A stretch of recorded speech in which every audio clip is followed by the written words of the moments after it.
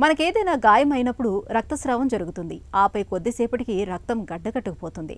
గాయం మరీ పెద్దగా ఉన్నప్పుడు రక్తం గడ్డకట్టడానికి కొంత ఎక్కువ సమయం పట్టొచ్చు. ఇది చాలా సాధారణమైన విషయం.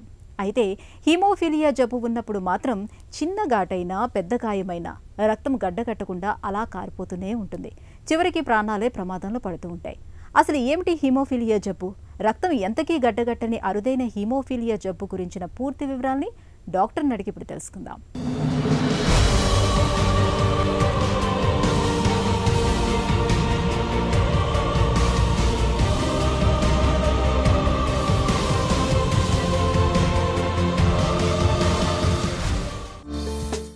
హీమోఫీలియా అంటే ఏంటి?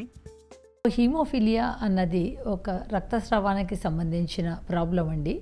మన బాడీలో బ్లడ్ క్లాట్ అయ్యేదానికి ఉపయోగపడడానికి ప్లేట్లెట్స్, క్లాటింగ్ ఫ్యాక్టర్స్ హెల్ప్ చేస్తాయి.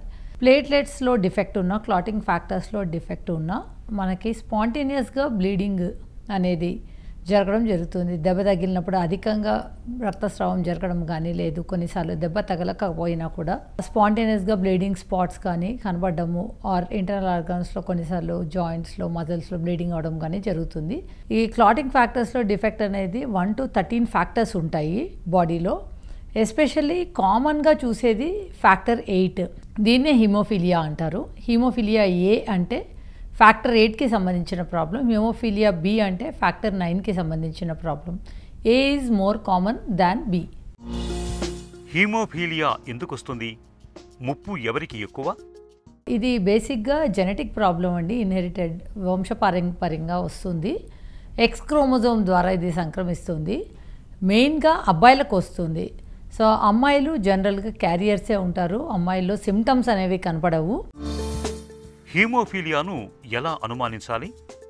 చిన్నప్పుడే కొన్నిసార్లు క్రాలింగ్ చేసే వయసులోనే సివియర్ హీమోఫీలియా కేసెస్లో వాళ్ళకి బ్రూజెస్ లాగా, అంటే బ్లడ్ క్లాట్స్ లాగా లెగ్స్ మీద, హ్యాండ్స్ మీద కనబడము క్రాలింగ్ వయసులో. ఆరు కొన్నిసార్లు నడుస్తున్నప్పుడు వాళ్ళు దెబ్బలు తగిలించుకొని దెబ్బ తగిలిన ఏరియాలో బ్రూజెస్ అవ్వడం, కొన్నిసార్లు ఇంకా కొద్దిగా టాడ్లర్ ఏజ్ గ్రూప్లో వాళ్ళకి జాయింట్స్లో బ్లీడింగ్ అవ్వడము, మజిల్స్లో బ్లీడింగ్ అవ్వడము అనేది జరుగుతుంది. సో బ్లీడింగ్ అయ్యింది ఎలా తెలుసుకుంటారు అంటే, జనరల్గా ఆ ఏరియాలో వాపు ఉంటుంది, నొప్పి ఉంటుంది, పేరెంట్స్ ముట్టుకున్నప్పుడు అది వామ్గా ఉంటుంది. సో దానివల్ల వాళ్ళకి తెలుస్తుంది అక్కడ ప్రాబ్లం ఉందని. సో మెజారిటీ నీలో స్వెల్లింగ్ వచ్చింది అని ప్రజెంట్ అవుతారు. కొంతమంది క్రాల్ చేస్తున్నప్పుడు బ్లూ స్పాట్స్ లాగా, బ్రూజెస్ లాగా వచ్చాయని ప్రజెంట్ అవుతారు. హీమోఫీలియా ఎందుకు ప్రమాదకరం? హీమోఫీలియా అనేది రకరకాల బ్లీడింగ్స్ అనేవి చూస్తూ ఉంటామండి.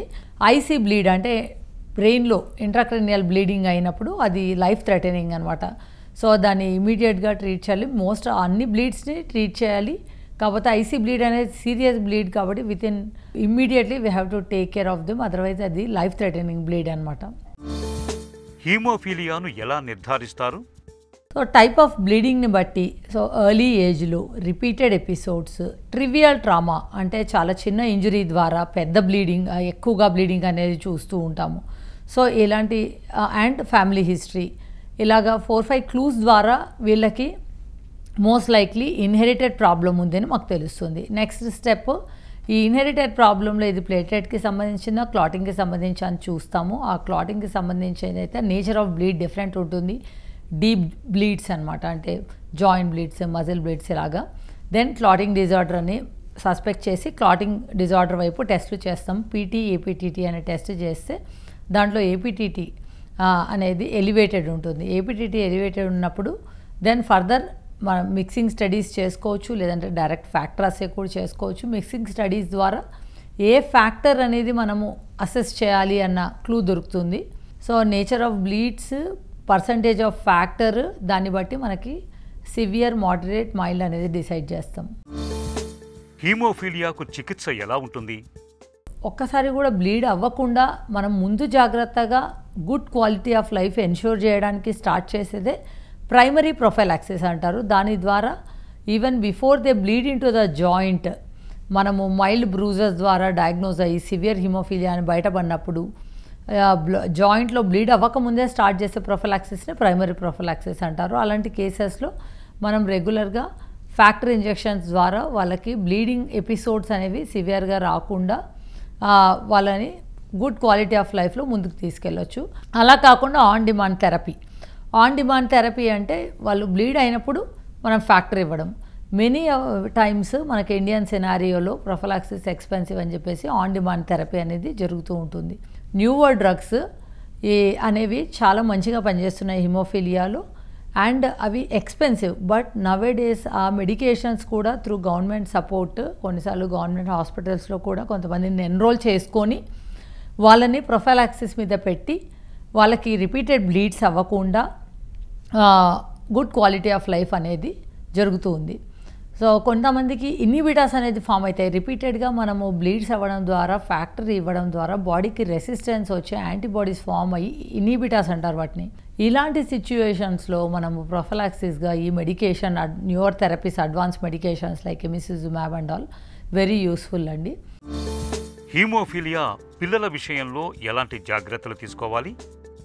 మెయిన్గా వీళ్ళకి దెబ్బలు తగలకుండా చూసుకోవాలి. వీళ్ళకు హెడ్ ఇంజురీస్ అవ్వకుండా, వేరే మేజర్ ఇంజురీస్ అవ్వకుండా చాలా జాగ్రత్తగా చూసుకోవాలి. సో ఇంజురీ ప్రివెన్షన్ అనేది ఒక important thing.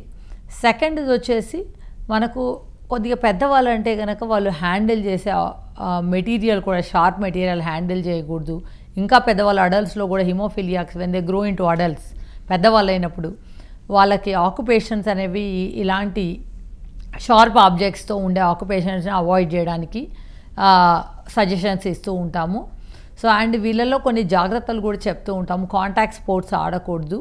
So contact sports కాకుండా వేరే ఫిజికల్ ఫిట్నెస్ కోసం అదర్ స్పోర్ట్స్ ఉంటాయి. సో అలాంటి sports they can adapt, for example swimming లాంటివి. So they are quite good for them. So ఇలాంటి స్పోర్ట్స్ ద్వారా వాళ్ళకి జాయింట్ హెల్త్ ఎన్ష్యూర్ అవుతుంది, ఇంజురీస్ ఉండవు. హీమోఫీలియాపై మనకు ఎలాంటి అవగాహన అవసరం? పేరెంట్స్ని ఎడ్యుకేట్ చేయడము, పేషెంట్స్ని ఎడ్యుకేట్ చేయడము, దాని ద్వారా హోమ్ థెరపీ అనేది చాలా ఇంపార్టెంట్. హోమ్ థెరపీలో మనం ఇంట్లోనే ఫ్యాక్టరీ ఇంజెక్షన్ ఇవ్వచ్చు. ఫస్ట్ వాళ్ళకి ఫ్లెబాటమీ అంటే ఎలాగ క్యాన్యులా అనేది పెట్టాలి, యూజువల్గా స్కాల్ప్ వెయిన్ అనేది మనము ఎలాగ ఇన్సర్ట్ చేయాలి, ఫ్యాక్టరీ ఎలాగ ఇవ్వాలి, గుడ్ క్యాన్యులా అనేది ఎలాగ పెట్టాలి, బ్యాక్ ఫ్లో వస్తుందా లేదా చూసుకొని ఆ తర్వాతనే ఫ్యాక్టర్ కరెక్ట్గా రీకన్స్టిట్యూట్ చేసుకొని, ముందే రీకన్స్టిట్యూట్ చేసి పెట్టిన ఫ్యాక్టర్ని కరెక్ట్ డోస్ క్యాలిక్యులేట్ చేసుకొని దాని ద్వారా వాళ్ళు ఇంజెక్ట్ చేసుకునేటట్టు వాళ్ళకు ఒక చార్ట్ ప్రిపేర్ చేసి మనం యూజువల్గా హోమ్ ప్రోగ్రామ్ అనేది చేసినప్పుడు పేరెంట్ని ఎడ్యుకేట్ చేయడమే కాదు, నేచర్ ఆఫ్ బ్లీడ్ని బట్టి ఎంత ఫ్యాక్టర్ ఇవ్వాలి, ప్రొఫలాక్సిస్ అయితే ఎంత ఫ్యాక్టర్ ఇవ్వాలి, ఎలాగా మనము ఐవి లైన్ సెక్యూర్ చేసుకోవాలి, ఇలాంటివన్నీ నేర్పించి పంపిస్తాం home management. It all depends. మనకు పేషెంట్ తరపున కూడా డ్రైవ్ ఉండాలి నేర్చుకోవడానికి. ఎందుకంటే వాళ్ళకి దీని ద్వారా మనం వర్క్ అబ్సెంటిజం తగ్గించవచ్చు, స్కూల్ అబ్సెంటిజం తగ్గించవచ్చు. హీమోఫీలియా జబ్బుతో బాధపడుతున్నప్పుడు అనుకోని గాయాలే ఆపదను తెచ్చిపెడుతూ ఉంటాయి. హీమోఫీలియా ఉందని తెలిసినప్పుడు పిల్లల్ని గాజుబొమ్మల్లా చూసుకోవాలి. వారికి దెబ్బలు తగలకుండా జాగ్రత్తలు తీసుకోవాలి. గాయాలే రక్తస్రావం జరుగుతున్నప్పుడు అత్యవసరంగా వెంటనే ఆసుపత్రికి తీసుకువెళ్లాలి.